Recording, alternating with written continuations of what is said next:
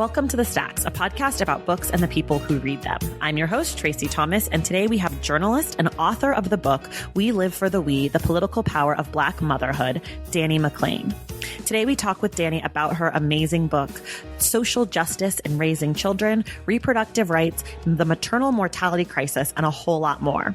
Then we move from Dani's writing to her reading and discuss the book she loves, the authors she admires, and the things she would assign if she were a school teacher.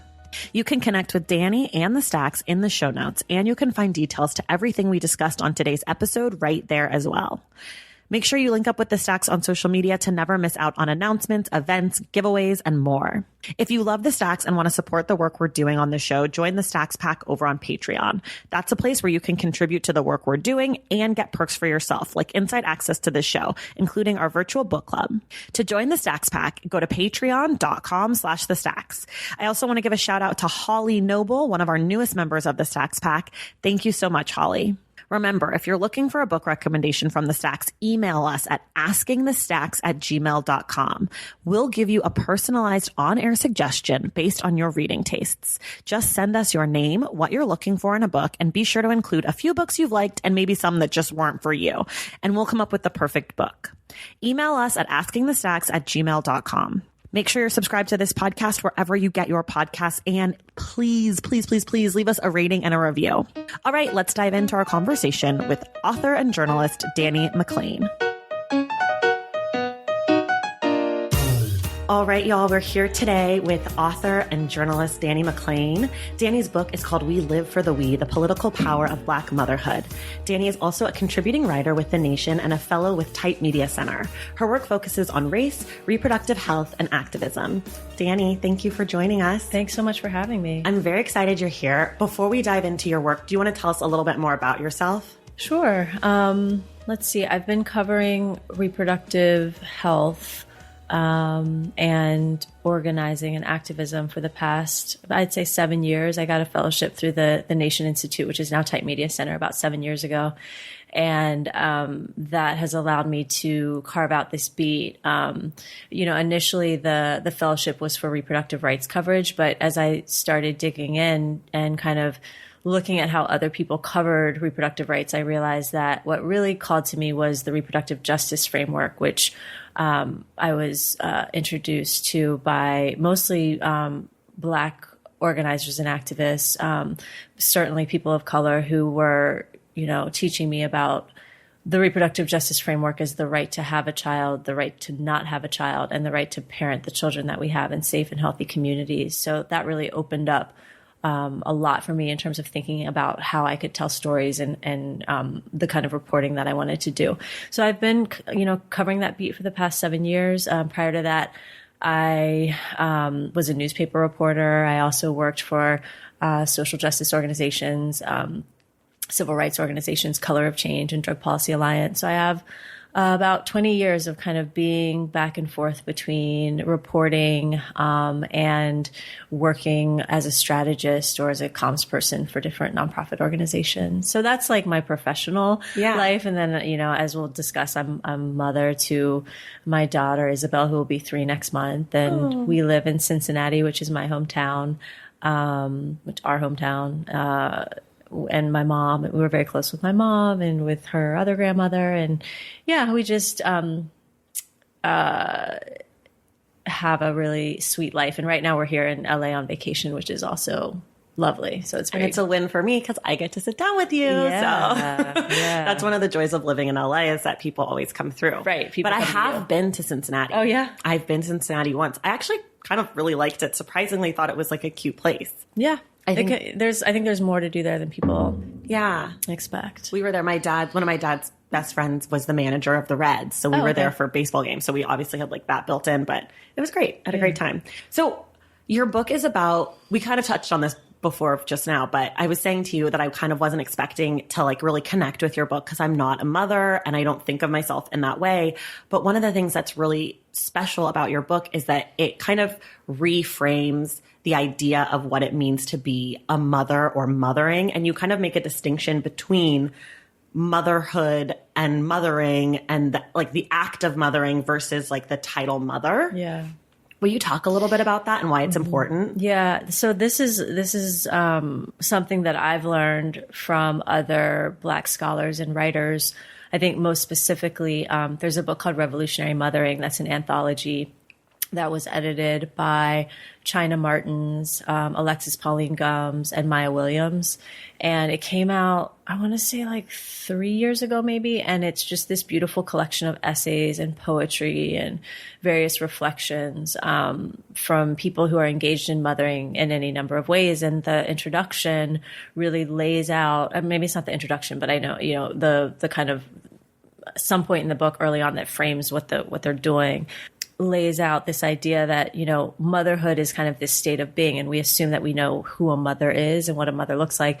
Whereas if we think of mothering as caregiving and the kind of act of mothering, it really can be undertaken by anyone, across gender, across biological ties, whether or not biological and blood ties are in place. And so it really, I think, opens up our discussion when we talk about the act of mothering as opposed to these fixed ideas of who a mother is and like motherhood as a state of being. So, but then, this is also something that I learned a lot from reading Patricia Hill Collins, who's a sociologist, and really just, her writing has been critical in the scholarship of Black motherhood, where she wrote a lot about other mothering, community mothering, again, really broadening these ideas of what it means to mother.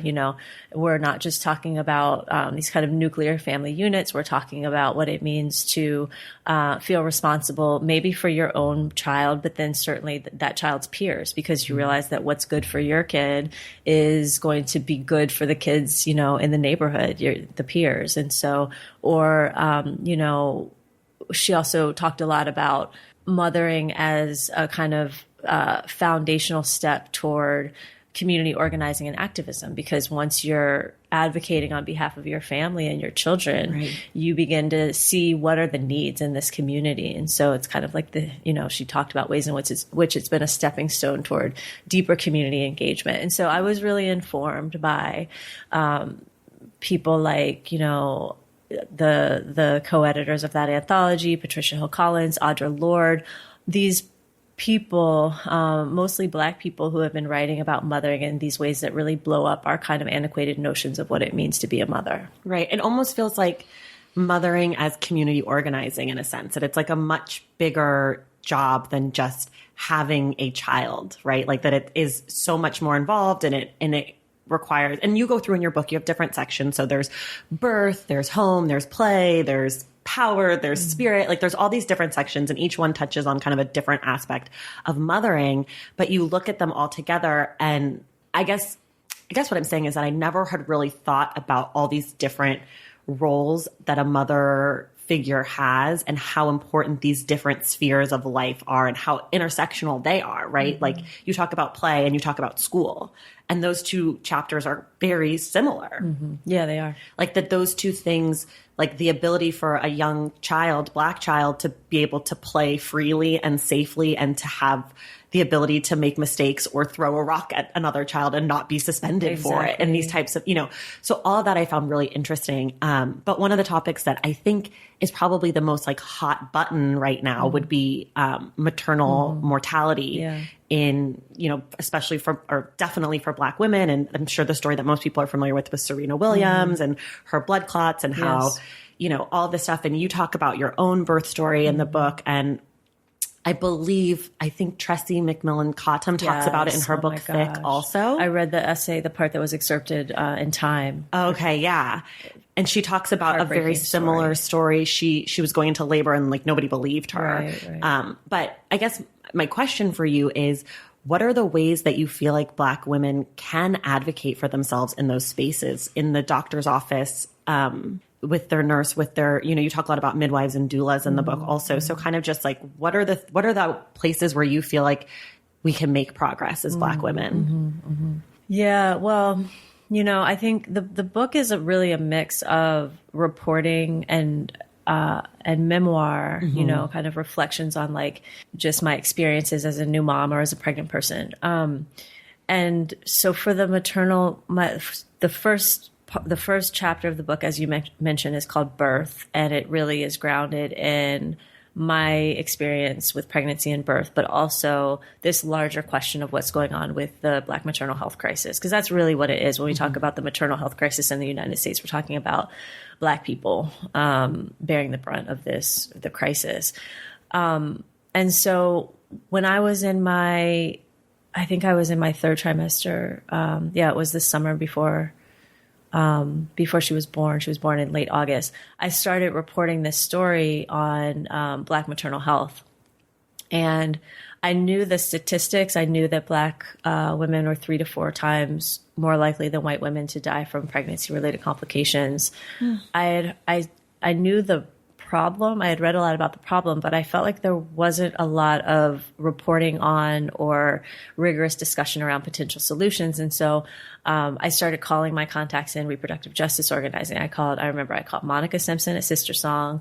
I called Jana Zenzi, who's a communications person who does a lot of work. She used to do a lot of work with the reproductive justice movement. I called National Advocates for Pregnant Women. I started reaching out to people who I had interviewed for other stories, but I figured they have to know about, there's a whole world of birth justice that my reporting hadn't even touched on. So I started reaching out to them, and really, that's when and then I also dug into the medical journals and started reading the research and talking to,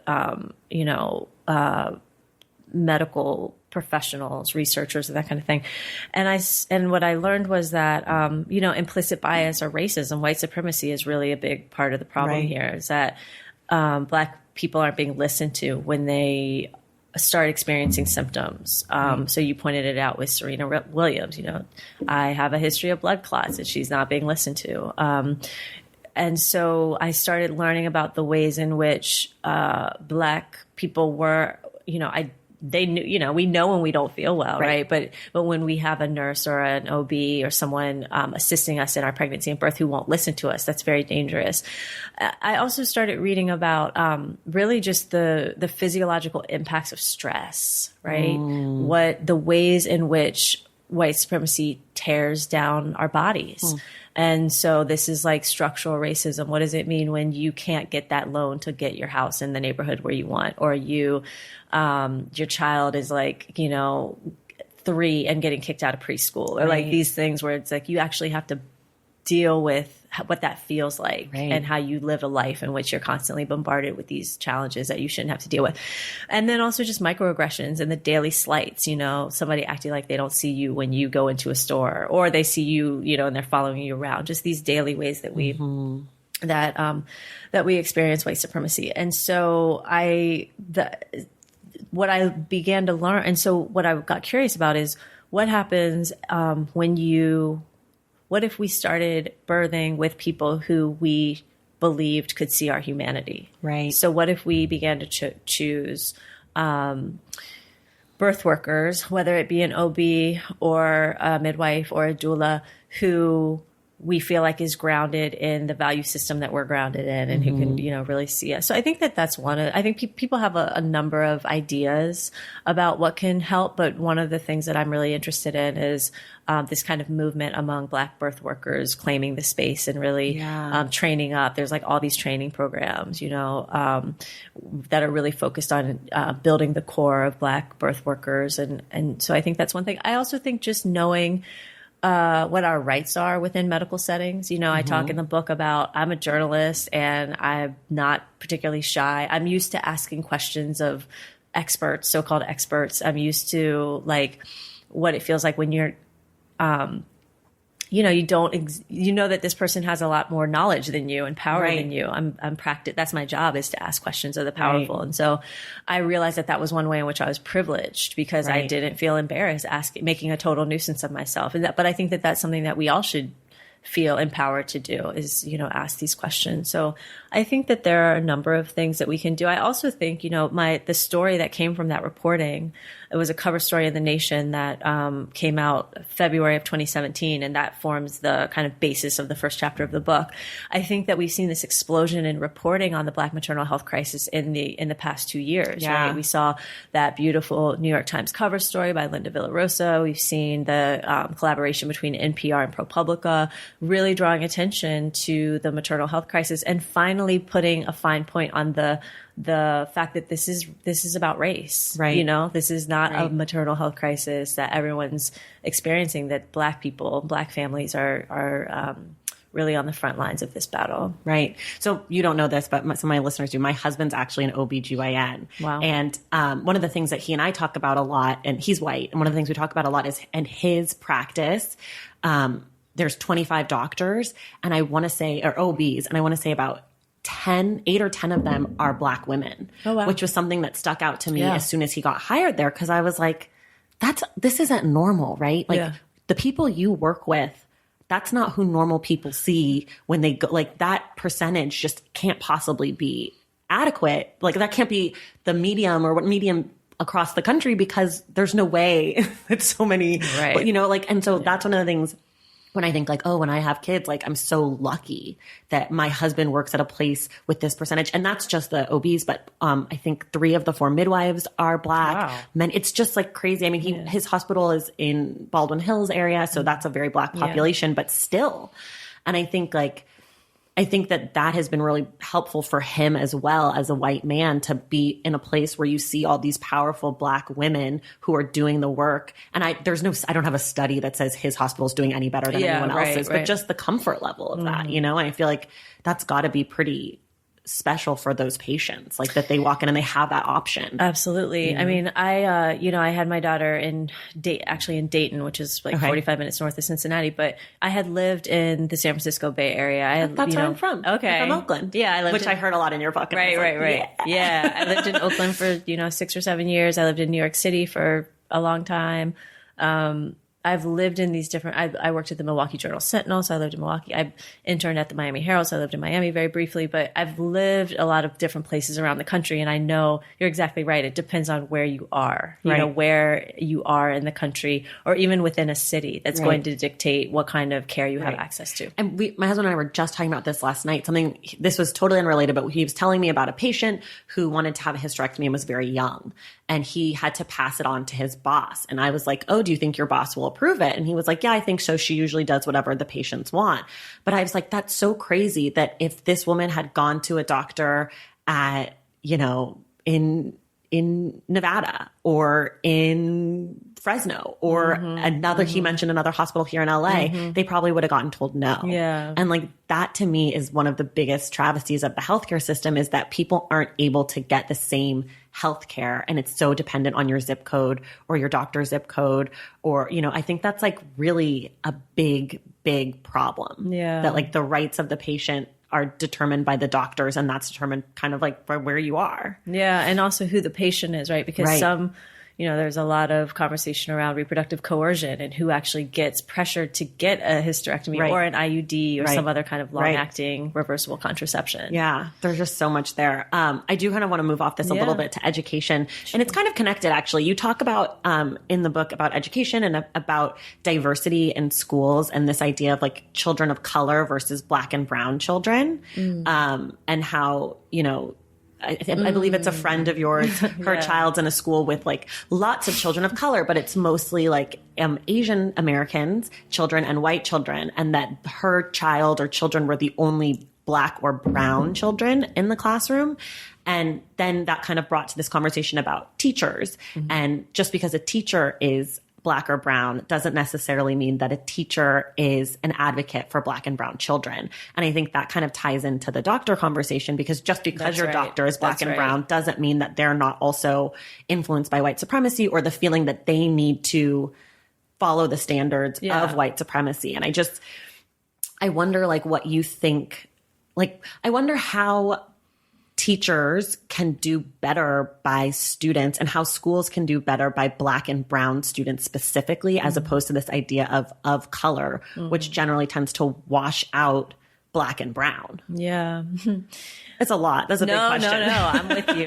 I mean, so you're referring to Aya de Leon, who's a writer and academic who lives in Berkeley, and she was talking, and I'm glad you brought this up because in some ways I feel like this is a very California conversation. Yeah, I think so. Because what she was talking about actually is that she had her daughter at different points in schools where a lot of people identified as being of color, but they might be like, maybe they have a black grandparent. But then, so they're like, they might identify as being even black or just like of color or multiracial, but they're very light skinned and possibly even white passing, or the Latinx or Asian, but just like that people are multiracial, but how does that read differently when there's essentially very light skinned and white passing and like having access to white privilege?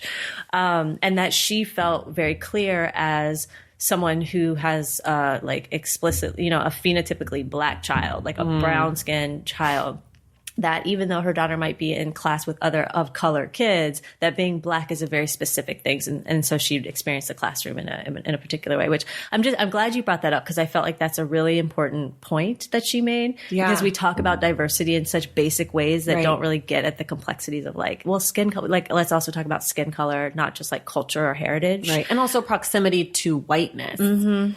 I think that comes up a lot too, like with like the model immigrant idea, right? Like I think that those are all tied together, that the darkness of a child it's not simply just about being diverse or of color, but that it is a spectrum, Yeah.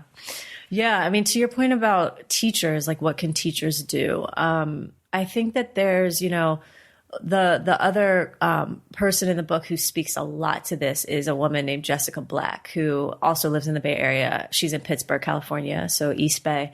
And she talked to me a lot about the struggles that her Black children have had in school. And so that she really opened up an interesting conversation around discipline. Because in addition to being a mom, she works for the Black Organizing Project on like the school to prison pipeline. So she's coaching parents who are dealing, who are supporting their children through disciplinary proceedings. And she herself as a parent has been through disciplinary proceedings with her as her children are being, suspended or experiencing some other kind of discipline. So, one of the things that I learned from her and from the research that I've done, I used to be a schools reporter when I was at the Journal Sentinel. So this is something I've been thinking about for a long time. I think that one of the things that teachers can do, educators can do, because it also is something that falls on the shoulders of administrators, is just to think seriously about these areas of discipline that are highly subjective, right? So this whole category of, what's it called? It's basically the defiance. Yeah, willful defiance, right? Yeah, willful defiance, which is like, okay, what exactly is the child's behavior actually like a threat, or are you because of who you are culturally and your kind of read, are you experiencing it as something that really is just a challenge to your authority that you want to squash as quickly as possible? Right. So I think one of the things that educators can do is look at these and this is happening, right? You have some districts that are doing away with willful defiance as a disciplinary category, like for certain, grades, or district wide. But looking at these highly subjective discipline categories, and realizing that these are areas where racism and white supremacy can creep in and dictate who is actually being pushed out of classrooms. Right. And then understanding how high the stakes are. When the school to prison pipeline, I mean, what is meant by that is you cut down on the classroom time that a student has, and you all of a sudden the chances that they're going to have contact with law enforcement, increase. Their lifetime earnings, you're talking about cutting into not only their ability to like pass or graduate, but how much money are they going to be able to make? How employable are they going to be over the course of their lives? I never thought of taken it quite that far, I guess, in my mind. Yeah. And I think that's one of that's something that's useful about that whole frame of the school to prison pipeline. It talks about, you have to think about the student's life, possibilities and expectations over the course of their life. Just because you got fed up because they slammed a book on the table or raised their voice, what are you doing that could possibly, really affect how their lives unfold? Right. Before we move off your book, which we're not really going to move off because I have a lot of questions that I'll circle back to it later, but what is the best advice that you received? Because a lot of your book is also kind of you searching for answers for yourself and your family. Right. So what's the best advice you received, or something that maybe you would pass on to someone else? How to raise children who are active and engaged. There's a whole section on that, which I found really amazing. But I guess for Black children, but also for a lot of people who I feel like it's very, in right now, which in a good way, and not to be divisive or anything, but it's very in to want to make sure that you're parenting your children to be aware of, privilege and bias and racism and all that stuff. So what kind of advice can you give for parents to raise better white boys, or raise better Black women, or raise better, Honduran gender non-binary, how can we be doing better by our children as parents? Mm-hmm. Yeah. I think the best advice that I got, and it came up again and again, was just the importance of community. I moved home to Cincinnati, from the Bay Area where I lived, as I mentioned. And I've lived in these places where there is the amazing childcare co-op or preschool co-op. It's all these politicized parents of color who are thinking really critically about the curriculum that they're going to put together so that their kids are playing together and learning together. I've lived in these cities where, you have Dance Africa and just these incredible cultural offerings that are just part of living in New York City, for example. Right. And so living back in the Midwest, I have had a lot of questions. I've had to do a lot of soul searching around, maybe I should just move back to one of my favorite cities on the coast, because I can see more easily how I can expose my daughter to the things that I want for her in her life. And when I would bring that up with people, there's a great exchange in the book that I have with this woman named Kemia Moyo, who's a retired educator. She worked in Cincinnati public schools for many years, but she's just lived all over the world. She's incredible. And she says, you can't make excuses for yourself. You can't say, if only we were in LA or whatever. You have to create that community for your child wherever you are. And it's possible. Don't think that it's not possible.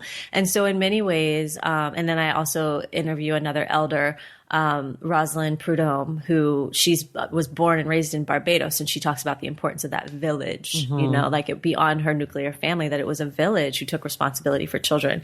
And having those conversations and others really made me check my snobbery, right? Because really what I'm saying is I'm here in my hometown and it's so backwards and this and that. But the reality is I grew up there. Right. And you're fine. And I'm fine. You're more than fine. You're thriving. Yeah. And I had people, and how did I grow up there? Because I had people who cared about me and who loved me and who would say, oh, this art exhibit is in town. Let's go. Oh, have you read this book? I think you'd love it, Right. Or let's go on that trip to Chicago so we can see this museum. And so just back to this point of yes, exposure, right? But also that responsibility of exposure shouldn't just fall on the parent's shoulders. It's important that you put together a team of people who love your child, who are also going to take responsibility for raising them up right. So right now I'm here because my two dear friends, Adrienne Brown and Jody Tanita, are with my 3-year-old, walking her on the beach, telling her stories. And they've been, even though we don't live in the same city, we live in 3 different cities. That's my, those are my girls. That's my family. Right. And they've known my daughter since she was born. And so I think that the best advice I got was to put together that community, be around like-minded people who share your values and are going to help you instill those values in your child. Right. And I kind of feel like what I also hear you saying is to people who maybe aren't the parent, show up, offer to take, your friend's kid to the museum, to an exhibit that maybe the parent wouldn't be exposed to, Exactly.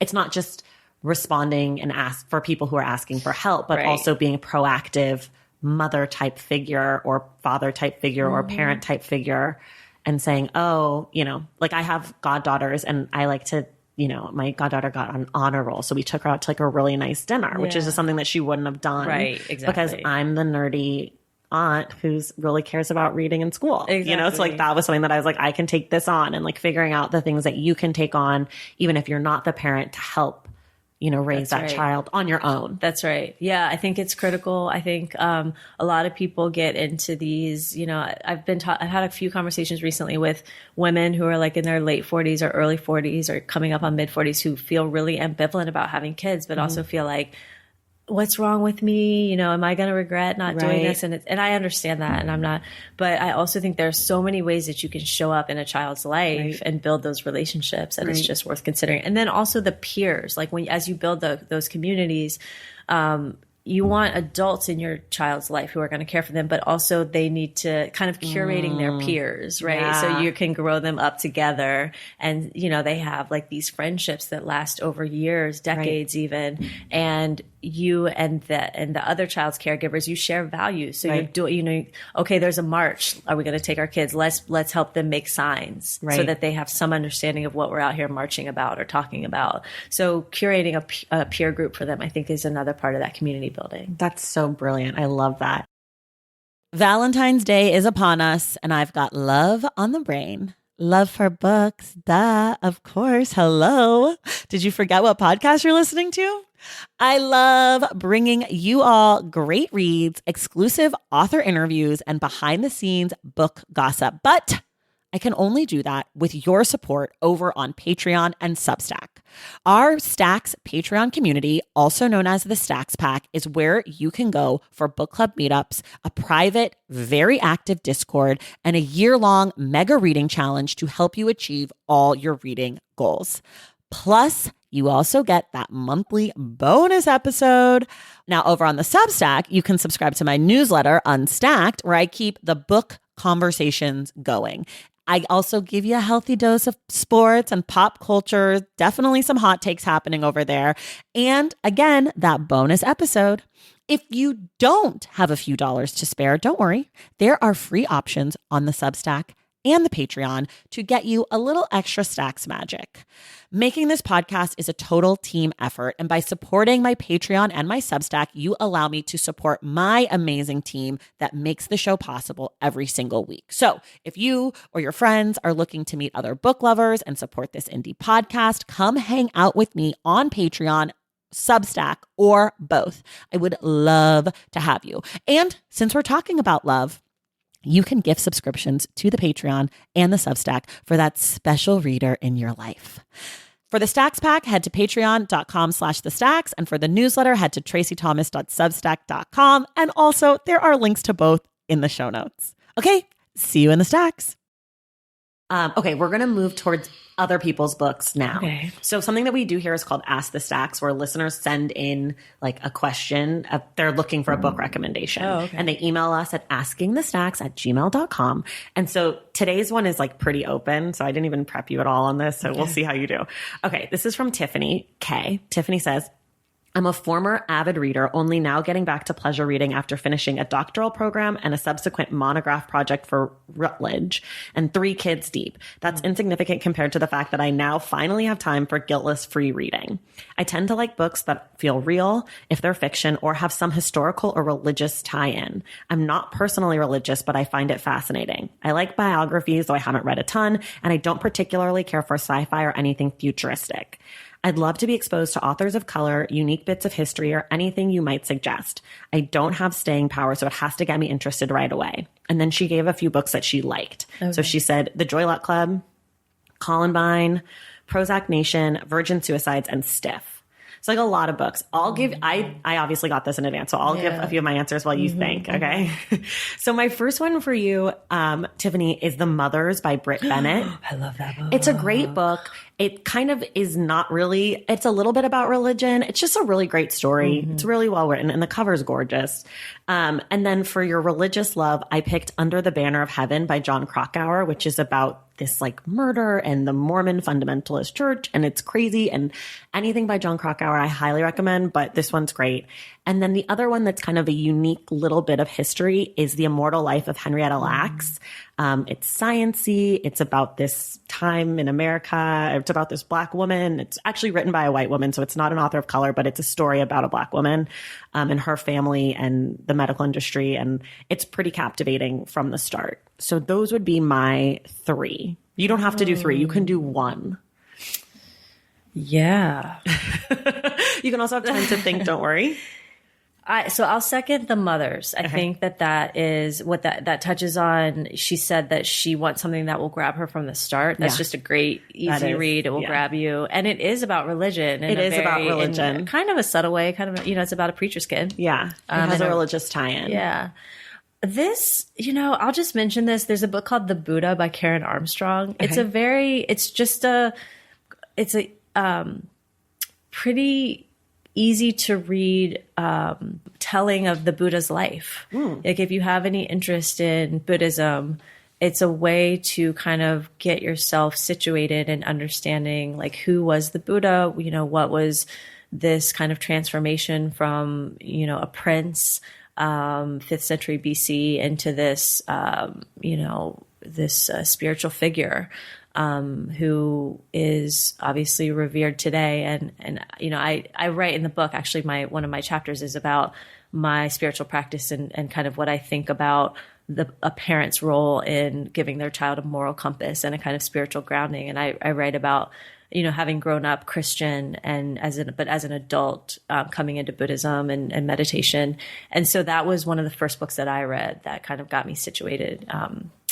So yeah, I would recommend Karen Armstrong's The Buddha if you have any interest in That's so good. Also in your book, you talk about doing like a week-long silent retreat, which I thought sounded amazing and also like my personal nightmare because I cannot talk, which is why I created a podcast. So people have to listen to me talk all the time when no one else is home. Yeah. Okay. So now it's time for your questions from the Stacks questionnaire. We always start here. 2 books you love and 1 book you hate. And it can just be today. It doesn't have to be all time. It can just be, not too much pressure.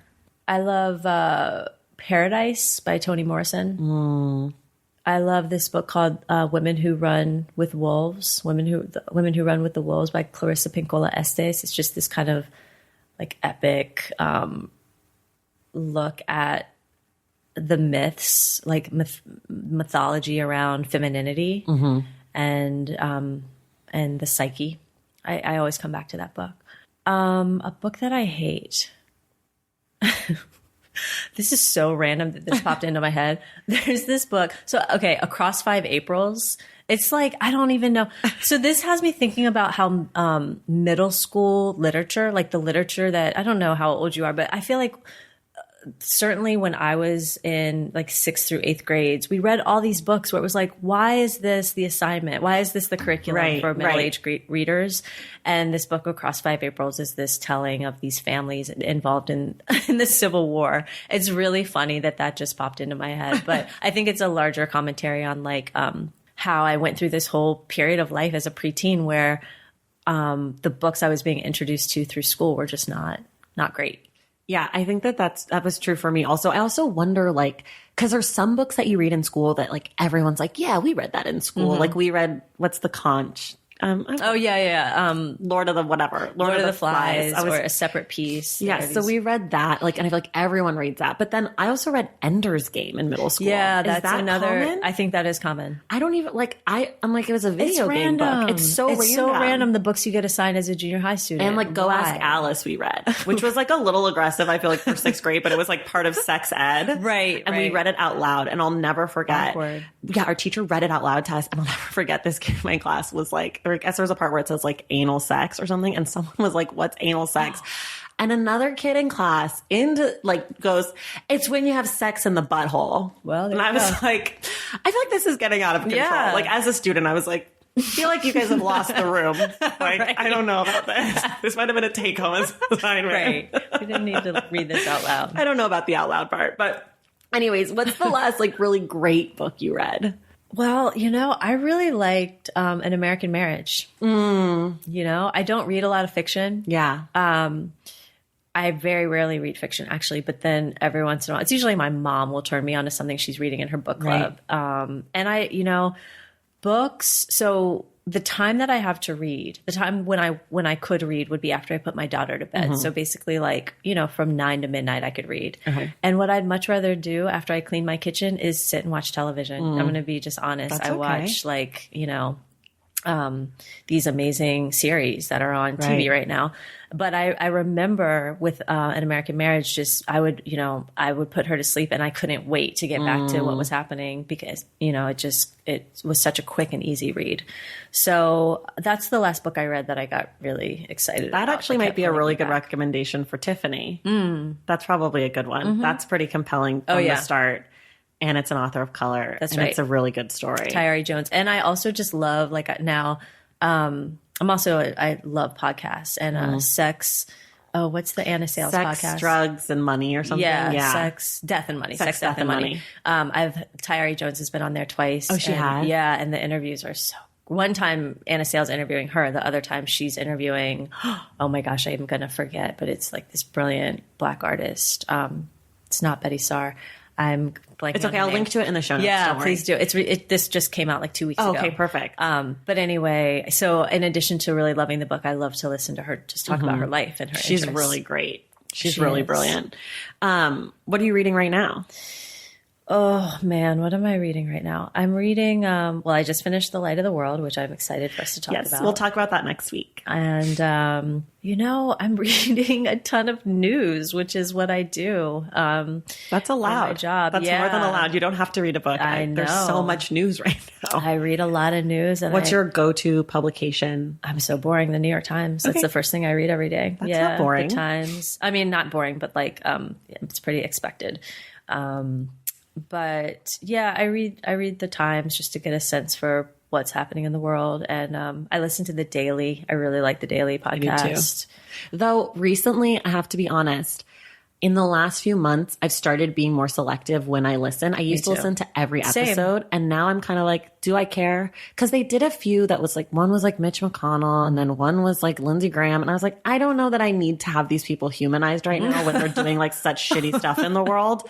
I don't know. I don't need Michael Barbaro to be like, why do you think Mitch McConnell, I started getting a little bit more do I want to listen today? Yeah. No, that I would say the same. And I also, one thing about just getting older, I'm I am very ignorant when it comes to international news. Mm-hmm. And I want to at least kind of know the gist of what's happening, global trends. Right. But if he's going to do a deep dive on some issue that I just know that it's taking up space that I need to have focused on some domestic issue, I'm going to skip it. I'm the same. I am the same. They did the whole Brexit trilogy or quadrilogy or whatever. And I listened to the first two and then I was like, I can't do this. Right. I will say before we move on, I just read the Elizabeth Warren profile in the New Yorker and I really enjoyed that. And it's good. It gets into the details of how does she expect to pay for all this stuff? Right. And I really, I enjoyed that. So I will also say I'm a New Yorker reader. So usually the last thing I read was probably Hilton Als or, the TV critic, Emily Nussbaum. Her book just came out. Oh, I didn't know It's right behind you. It's called I Like to Watch, and it's about TV. You probably would like it. Oh, yeah. It's about the new age of television. Yeah. She's real smart. Yeah, she is really smart. I like her criticism a lot. So probably the last thing I read was, if not something on the New York Times website, something by Hilton Als or Vincent Cunningham or Emily Nussbaum in the New Yorker, and that Elizabeth Warren profile I thought was quite good. Do you have any books that are coming out soon that are newly released that you're looking forward to? Yeah, there's a book called Motherhood So White by Nefertiti Austin, I think. Her book is coming out later this year, and I think is important. I haven't read it yet, but I think there are a lot of books right now that are challenging this kind of traditional understanding of motherhood as being the province of white writers and white women. And she's a Black woman who's writing about her experience. I don't think Imani Perry's book is out yet. Is it A Letter to My Sons? I don't know. and I'm not even sure that that's the title, but it is. I'm so sorry. No, I don't care. Don't worry. Yeah. Honestly, nobody remembers book titles and authors. Like I myself, if I don't like write it down, I mess it up. Yeah. So don't worry. No, and you even gave me a heads up, but don't worry. And so Imani Perry's book is, touches on parenting. She's a Black woman. I'm very excited to read that book. And then I just saw that Edwidge Dandicott has a book coming out at the end of August that I'm excited. I don't know who that is. She's a Haitian American writer based in Miami. Okay. Awesome. Yeah. Awesome. Do you read multiple? Like, can you hold multiple books in your mind at a time, or are you what I like to call a one book pony? No, you should see my bedside table at home. It's just covered in books. Is it? And that's because I don't do a lot of reading just for pleasure. I read because I have a question that I need the answer to. So there's probably like a book on my bedside. There is, in fact, a book on my bedside about like autoimmune disorder, because I have a lot of questions around, autoimmune disorder right now that I'm trying to understand. I know for sure that Women Who Run with the Wolves is on my bedside table because I've been interested in symbolism and like dream meaning, and just thinking about womanhood. And so that's a book that I often turn to. So I am not a one book person. I typically have like half a dozen questions that I'm trying to sort through. And I have gone to the library and gotten at least half a dozen books that are going to help me learn more about whatever that question is. And is that kind of how you work when you're researching for your own stuff? Like you kind of start with a question and pull a bunch of books? For sure. So when I was working on We Live for the We, I remember early on, there's a Cherie Mara. I actually went to a presentation, this group that's based in Southern California, Chicana Motherwork. They just came out with an anthology called Chicana Motherwork. I went to a presentation and learned through that talk that Cherie Moraga had written a book about being pregnant and giving birth. And so I think that book is called Waiting in the Wings, but I'm not sure. And so I was like, okay, I want to read this. I reread the Anne Lamott book about being pregnant. It's about the first year of her son's life. It's not Bird by Bird, which is another great Anne Lamott book. But so I read that. I read Asha Bandele's Something Like Beautiful, which is about her experience as a single mother. I went back to my Audre Lorde. So yeah, I surrounded myself with books that I knew were going to help me at least know what the existing literature was, and then figure out like some of these people have questions that are similar to mine. How did they answer them for themselves? Right. So yeah, that was very much a part of my process in writing the book. That's such an interesting, I never really thought about approaching your writing with like the questions. And I think that's really interesting. And I think that is something that makes your work very powerful, because it feels like your reader is going along with you and kind of figuring it out too, and getting to ask their own, feels like a safe space for questioning, I think, which is really nice. Do you have a favorite bookstore specifically in Cincinnati? Yeah, I do. So our major independent bookstore is called Joseph Beth Booksellers. Okay. And I love Joseph Beth. I did my launch event there when the book came out April 2nd. I was in conversation with my dear friend, local superstar writer, Kathy Y. Wilson, longtime columnist for Cincinnati City Beat. She and I were in conversation there at Joseph Beth, and the bookseller there, Michael Link, is fantastic and brings through incredible authors so that we in Cincinnati have, access to these great writers. So I like Joseph Beth. I also, my friends own a record store called Shake It Records that's just down the street from my house. And it is primarily a record store, and they focus on vinyl, but they have a great books. It's mostly a used book selection, but they have new books as well. And so I go in there. It's just a favorite place to stop by and browse. I love a used book. I know. I love a used book. It makes me so excited. I love like when there's like a note in it something, or like someone else's bookmark, or like a weird, like a phone number. Ugh, I'm so into it. It's like a mystery. For your listeners, the look on her face is amazing right now. I love a used book. She talks about her love for used books. What's a book that you like to recommend to people? Gosh, I mean, this is such a kind of great, but Americana. Such a good book. It's so great. I mean, and I'm recognizing a pattern, right? I need a book that's as visually stimulating as a TV show. I need like a easy read. I need like some love in there. Yeah. I need some romance. Totally. I need a vivid Black woman as the protagonist, vividly drawn Black woman as the protagonist, I love Americana. That's another good one for Tiffany. That is another. I was going to put it on my list, but I feel like I talk about it a lot. Yeah. So I was like too scared to like add it. I know. I was too scared to say it. No, but it's true. so good. If you haven't read it, I read it. I was on vacation in Portugal, and I remember it was like my family. So my brother and his fiance and my mom and her boyfriend and my husband and I, and everyone was like out by the pool. And I was up in this room up above, like looking out over the resort. Amazing. And I just was like curled up, and I had a tea and I had my book, and I was like, I don't need to be around any of these people. I have my friends in my book. It's just like a really good story. Yeah, it is a good story. It's a great story. As you were talking,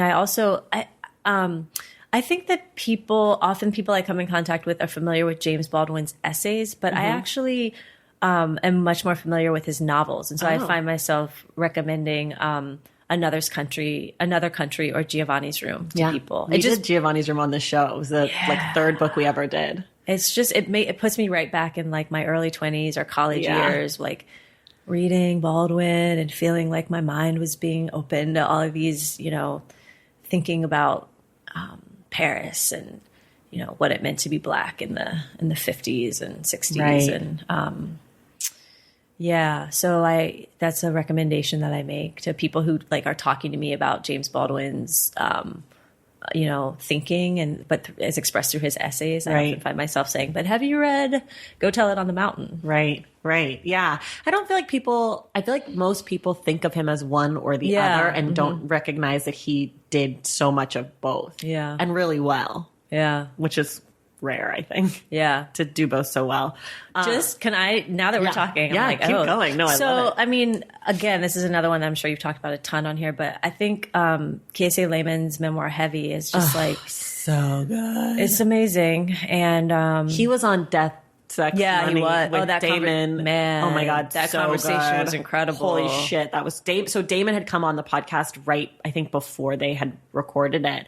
Right after they recorded it, but before it had aired, and he's like, "Oh, just like check it out." And as soon as it did, I like sent him a message. I was like, "Holy shit, it was so brilliant! It was so brilliant, yo!" And then the funny thing, I feel like that conversation opens with Damon being like, he had to ask Casey for something. I think it was a blurb, and he's like, "I felt like I was asking you to the prom." He talked about that on our podcast too. He was like, "It was so scary because Damon's blurbs are like, it's like Casey and like." Ibram Kendi. It's like all of my favorite writers. Right. And I asked him, I was like, how did you get all these blurbs? I feel like Rebecca Traister did it or something. It was like crazy blurb action. And he talked about how he was like so scary. It's scary. We have the same agent, Tanya McKinnon. Oh, you do? So that's your agent can help a ton. But I also, I have a blurb from KSA as well. And I was like, it did kind of feel like asking her to the prom. You have amazing blurbs too. Thank you. You have really, like, I never used to pay attention to blurbs, but now I do because of the show. And I'm always like, how did you get such good people? Yeah. I feel like email, it's not like you have to go right up in someone's face and ask them and like bare your heart and ask them to do something. So email, you can kind of hide behind like the keyboard. Yeah. But yeah. But anyway, I mean, Heavy is like, I've only read it once. I need to go back and read it at least one more time. But I just, that is the conversation we need to be having about so many things, but I think a lot of, like I said, my reading is driven by my questions, and I have a lot of questions about Black masculinity. I have a lot of questions about Black masculinity, and that I just found so much, not solace, but like I felt met in my questions. I felt like, oh wow, he's willing to offer some answers that aren't really that pretty and that are really complicated. Right. I'm going to suggest a book to you that comes out in October. It's called How We Fight for Our Lives by Saeed Jones. Yes, that is, yep. And I read it, and... Is it poetry? No, it's his memoir. And it is, he's a queer Black man. And it's about him and his mother and their relationship, but also his like finding himself in his queerness as a Black man from Texas and what that means, and the violence that he perpetrates against himself and against other people in that process, and this whole thing about how you communicate with your mom and all this stuff. And when I was reading it, I thought, this is the queer side of the Kiese layman coin. Not that they're necessarily the same at all, but they're in conversation with each other. Like this idea of Black masculinity when it comes to a man who's queer, and like what that means, and those stereotypes, and how, you know, it's just, and the writing is unreal because he's a poet and kind of like the light of the world, which we'll talk about next week. There's something about when a poet writes a memoir where you're just like, this is art. Like, this shit is crazy. Man. You're a professional writer. Exactly. Like, I love the term professional writer, which I use for people who write beautifully about real shit and like they get it. So How We Fight for Our Lives, I believe is what it's called. And it comes out in October, and high recommend. It's probably the best thing I've read this year so far. Boom. I will order it. Yeah, check it out. That's the last book I recommended. So I want to go back to this school thing that we were talking about earlier. If you were teaching school, let's say middle school, because that's what you're talking about, what would you recommend to someone? Oh, interesting. Or high school, if that's, you know, just kids. Yeah. It's a great question. Because the books that, like in high school, I remember the books that stood out were like, we read Heart of Darkness. We read Ethan Frome. I was just like, why are these the book? Like, as a Black girl sitting in those classrooms, not to say I shouldn't have like been exposed to those books as well, but as part of a much more diverse and inclusive curriculum. So, you know, my English teacher, my 11th grade English teacher, tried to teach us Their Eyes Were Watching God. He did. I really respect this person a lot, but I will say he did a terrible job because he wasn't familiar with the book at all. And he was an older white man trying to teach his book because someone told him that he should, and he just wasn't prepared. But I wish that someone had taught me that book well as a 17-year-old or 16-year-old. That would have been very fun and exciting to feel like there was class time set aside for me to really explore that book. Yeah, I mean, it's funny. We mentioned Toni Morrison. When I was in high school, we were not taught Beloved, but the grades coming up behind me were. I would have loved to read Sula or Tar Baby in high school. I've only read 2 Toni Morrison books, and both of them were for this show. Okay. So we did The Bluest Eye last year, and then this year, do you know Damaris B. Hill? I don't. She wrote a book of poetry that came out this year called A Bound Woman is a Dangerous Thing. Okay. And she came here and we did Beloved. And the whole episode, like, you can just hear me being like, whoa. Like, because I didn't love the book when I read it. I kind of was like, I don't know if I get this. I'm not super into fiction. Like, I don't know. Yeah. And she just like changed my whole life. Wow. Like, it's amazing. And that kind of like what you're saying about the teacher didn't know how to teach their eyes were watching God. I feel like that's kind of like what we were talking about earlier.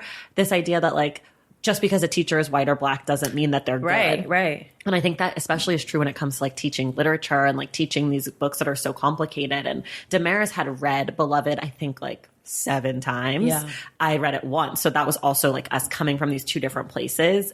But I think that like if you had a really great teacher, there's so many books that could be amazing. And if you had a shitty teacher, there's so many books that could be shitty. Yeah. Like it's so dependent on the teacher. Like we read The Awakening by like the Chopin sisters or whatever. And I was like, oh yeah, I remember reading that. This is a nightmare. Yeah. Like why?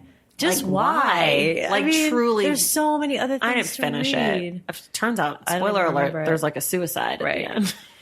Yeah. I mean, I think thinking back on high school, I love memoirs, you know, so I'm thinking of like Patti Smith's Just Kids, like about, you know, her and Robert Mapplethorpe. Like I think if I were teaching a high school class, I would just assign a ton of memoirs. Right. Because when I was a teenager, all I wanted to do was imagine what my life could be like. Right. And it's like such a window into what could be possible if you do this or that, if you move to New York or if you stay put and try to start this thing or if you have a kid at 18. You know, it's like. And with a memoir, you also can see other people's pain and other people's joy, and that these like it's like definitely a window into another life, whether it's like a possibility or a thank God that's not me, or oh my God, that is me. Yeah. I'm not alone.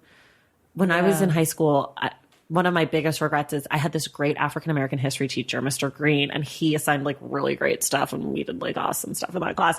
And he assigned the autobiography of Malcolm X, and I did not read it in high school. But then right after I graduated college, I did. And I remember being like, holy shit, this is the greatest thing I've ever read. And I feel like I wish I'd read it when I had a teacher to like help me go through it. Yeah. But I don't know if I would have been ready at 17. It's funny because Autobiography of Malcolm X was assigned as summer reading heading into either senior year. It was a assignment. It was a social studies assignment heading into either junior or senior year. And it's like read it over the summer, but we're never going to talk about it. I went to a predominantly white high school. Right. I never had a non-white teacher, kindergarten through 12th grade. Holy cow. And so these are my memories of like, even when they thought they were doing something, they weren't doing anything. They weren't doing anything. It was like, we're not going to take this seriously. Read it over the summer. Oh, we're going to read Their Eyes Are Watching God, but I can't say a damn thing about it. That's like insightful. Right. But yeah, and it's also making me think of how thankful I am for my mom, because I think I was older. I was in college probably when we did this, but we would always pick usually a biography and read it together. Sometimes it was fluffy. Like I remember reading an Ava Gardner biography with my mom. Yeah. But then we also read Wrapped in Rainbows, which is this beautiful Valerie Boyd biography of Zora Neale Hurston. Okay. Gorgeous. And like we read that together and would talk about it. So there are ways in which like she supplemented the huge gaps in like literary education. Yeah, it's tough. I mean, school curriculum is tough. I mean, you reported on it. Yeah. I do want to ask you this. You mentioned a bunch of books on mothering earlier. Do you have any other books about mothering that kind of stick out to you that are some favorites or really worth people's time besides your own? We Live for the We by Dani McClain. Well, I mean, I'll just say again, revolutionary mothering is very important. The writings of Patricia Hill Collins, something like Beautiful by Asha Bandale. I really love Baby Love by Rebecca Walker. She just writes about, I think the subtitle is Choosing Motherhood After a Lifetime of Ambivalence or something like that. It's great. I read that I was in my early 30s. And, it's just like this intimate, very personal book about her pregnancy and, kind of wrestling with her own childhood and relationship with her mother and thinking about what it meant for her to become a mom. I read a lot of those books, specifically Asha Bandale, Rebecca Walker, the Cherie Moraga that I mentioned. I wanted to read, I wanted to see how there's a way in which, like, to me, to write about motherhood felt like the province of the mommy blog, right? Just like not taken seriously. Right. And so I wanted to see how these writers who I take very seriously approach the topic, because I wanted to write a serious book about motherhood myself. And so those were a couple of books that I leaned on. Okay. So I just one more question for you, which is, if you could require the current president of the United States to read one book, what would it be? I keep thinking of books and then thinking like, but he wouldn't get that unless he'd already read this. You know what I mean? Well, we'll have to also assume that he has reading comprehension and all those things. Like that if he read it, that he would understand it and would finish it and would pay attention. Right. Because otherwise, who knows? I mean, I'm going to just say a couple writers who I would like for him to read. Robin Kelley. Okay. He's a historian. Who's written a lot about the radical imagination. I got turned on to Robin D.G. Kelley when I was in college, because I studied African American history and I was particularly interested in the relationship between the Communist Party and Black folks, like in the 30s and 40s. And he wrote a book called Hammer and Hoe that shaped me. So I would suggest that he read some Robin Kelley so that he could. Robin's a historian, so I would want him to get grounded in a history of this country that I think would challenge a lot of his understandings of what this country is about. That's good. That's a really good answer. Okay, so that's it for us today. Before we move on, just a reminder, Dani's book is We Live for the We. The Political Power of Black Motherhood. It's out in the world. It's been out for a while. If you haven't read it, I highly recommend it. Even if you think I'm not Black or I'm not a mother, I think that you'll get something out of it. I got a lot out of it. A lot. Next week, Dani and I will be back. We're going to be talking about The Light of the World, which is a memoir by Elizabeth Alexander. If you're on the fence about this book, I was on the fence. I wasn't sure, and I freaking loved it. And then I found out that it was Michelle Obama's favorite book of 2015. So you have a cosign from me and Michelle Obama. I'm not sure which one's more valuable to you, but you have it from both of us. There will probably be some spoilers, but there's not really a ton to spoil. The book is about what it's about. And as soon as you open the book, you know what it's about. So that will be next week. Dani, thank you so much for being here. Thanks for having me. This was a lot of fun. Yay. And we will see you guys in the stacks.